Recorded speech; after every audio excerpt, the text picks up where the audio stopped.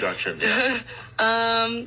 Ian's super fun to be around. We run together quite a bit. Us and Jack, we all run together. And he's one of my really good friends. And Sejal, sorry, didn't mean to leave you out, Sejal.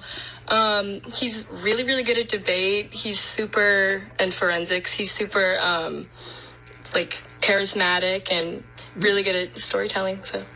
All right, well, let's pass the mic on to Ian. Okay, so you're in debate, which for the longest time when I would hear, forensics, I thought that they were talking about, CSI Miami type thing where you're, studying, fingerprints and stuff like that. But it is debate. So what do you enjoy most? Do you enjoy arguing with people or cross-country and running? Well, I'd say I probably enjoy debate and forensics a little more, which forensics is, not exactly, arguing, debating. It's a little more, track and field for, speaking and acting.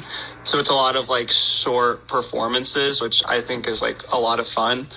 I do really enjoy running a lot, but I like it more for, running and talking with people. I almost, part of the reason I stopped doing track and kept only doing cross country is because in track I started a lot of my friends weren't doing it, and in cross country just going on long runs and talking to people just makes it so much more fun.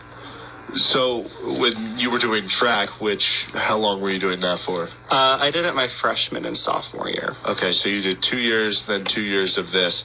How would you kind of compare the two in terms of the physical toll it takes on your body and what you have to do in preparation for both? So I'd say part of the reason I really enjoy cross country a lot more is because it kind of feels even if you're going on a route for practice or something or a course you already know, there's a little bit of adventure and you see some new things every time and you're actually going somewhere, as opposed to track when you're just on this completely flat circle. It's just really boring to me.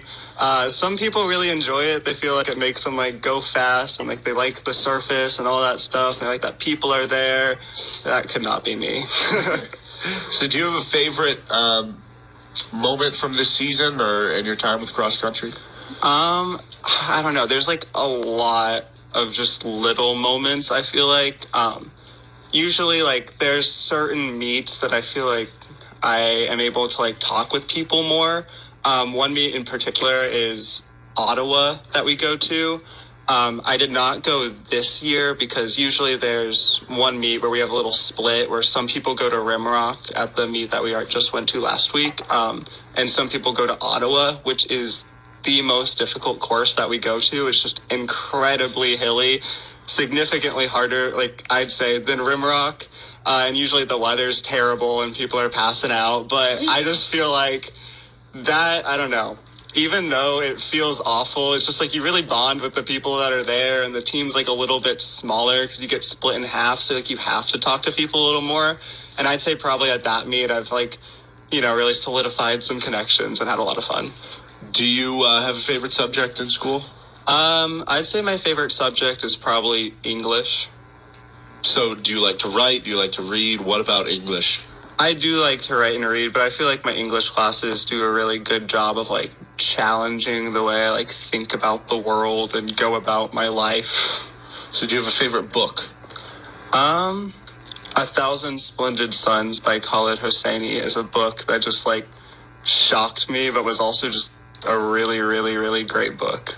Do you have a teacher you want to give a shout out to? I'll give a shout out to Amy Landwehr like Jack did. I'll give a shout out to Samuel Rabiola. They're two great teachers. Do you know what you want to do after high school? I haven't figured out exactly what I want to do. I know I want to go to college. I think maybe major in communications and maybe go to law school after my undergrad, but a lot of that's probably going to change. Okay. All right, well, that was Ian Haas. Oh, wait, before I let you go, I heard you had an interesting story about hurling, I guess you could say. Yeah, I kind of have a couple just little times when I've had to vomit during a race and so forth. How does that work? I mean, because you're running next to people, behind people, in front of people. How do you avoid vomiting on people? Yeah, so probably the most memorable vomit that I've had in the middle of a race was a couple years ago at Haskell.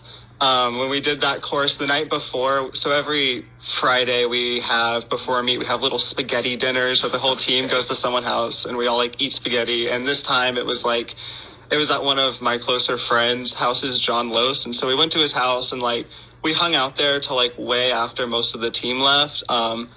And I had a bunch of like brownies and it was like, there's some ice cream sandwich. Like, I can't say no. So like, I just kept going, I wasn't really thinking about it. And then the next day I'm like, wow, like I really don't feel that great.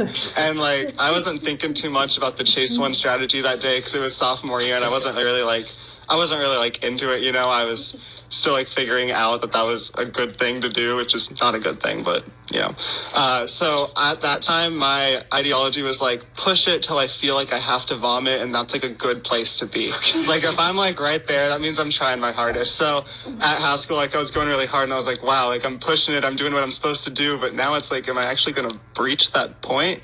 And we're like right at like the last stretch, like about like 400 to go. There's a part where you run by a bunch of people cheering, that's right when I was about to do it, and I was like, and I went like right by that group, and then right after I got past them, I just like puked for a solid minute, and then I finished strong, and I felt great. But well, I appreciate you sharing that story. Why don't you go ahead and introduce our final guest of the night in terms of the athletes, Sejal Thapa. So this is Sejal. Sejal's a lot of fun to run with. She always has interesting things to add to conversations.